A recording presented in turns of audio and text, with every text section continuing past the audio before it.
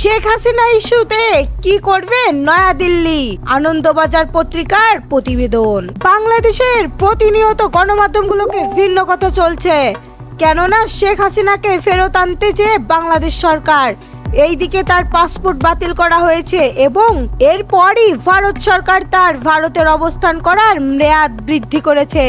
তবে সাম্প্রতিক সময় শেখ হাসিনা কি করতে পারে তা নিয়ে ভারতের জনপ্রিয় গণমাধ্যম আনন্দবাজার একটি প্রতিবেদনে প্রকাশ করে। সেখানে বলা হয়েছে, আন্তর্জাতিক অপরাধ ট্রাইব্যুনালে দ্বিতীয়বারের মতন গ্রেপ্তার পরোয়ানা জারি, 12 ফেব্রুয়ারির মধ্যে বাংলাদেশ শেখ হাসিনাকে হাজিরের নির্দেশ।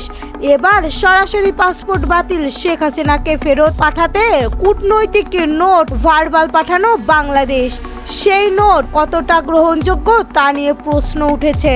হাসিনাকে ফেরানোর চিঠির কথা স্বীকার করেছে ভারত। সাবেক প্রধানমন্ত্রী শেখ হাসিনাকে দেশে ফেরত চেয়ে পাঠানোর চিঠির বিষয়টি ভারত স্বীকার করেছে বলে জানিয়েছেন পররাষ্ট্র মন্ত্রণালয়ের মুখপাত্র রফিকুল আলম আরো বলেন, শেখ হাসিনাকে পাঠাতে চিঠি পাঠানোর বিষয়টি স্বীকার করেছে ভারত। বাংলাদেশ ভারতের উত্তরের সাপেক্ষে থাকবে।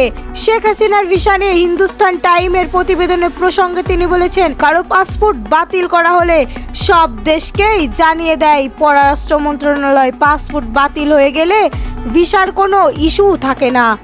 রোহিঙ্গা ইস্যু নিয়ে মুখপাত্র বলেছেন, সম্প্রতি 36 রোহিঙ্গা বাংলাদেশে অনুপ্রবেশ করেছে। সীমান্তের নিরাপত্তা বাহিনী সর্বোচ্চ সতর্ক রয়েছে, কিন্তু কিছু কিছু ক্ষেত্রে আমাদের মানবিক দিকটাও দেখতে হবে।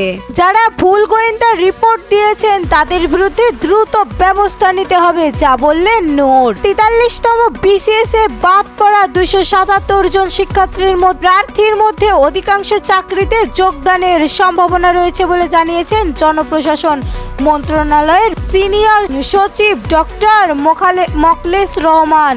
বৃহস্পতিবার ক্ষতিগ্রস্ত প্রার্থীদের সঙ্গে এক বৈঠকের পর তিনি এই তথ্য জানায়। গণ অধিকার পরিষদের সভাপতি নুরুল হক নূর বলেছেন, ভুল গোয়েন্দা রিপোর্টকারীদের কারণে অনেক প্রার্থী হয়রানির শিকার হয়েছে। দায়িত্বের অবহেলার কারণে যারা এই ভুল করেছেন তাদের বিরুদ্ধে দ্রুত ব্যবস্থা নেওয়া উচিত।